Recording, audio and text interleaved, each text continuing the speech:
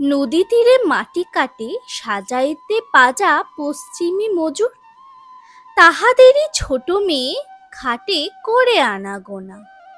কত ঘষা মাজা, ঘটি বাটি থালা লুয়ে আসে ধেয়ে ধেয়ে দিবসে শতেকবার।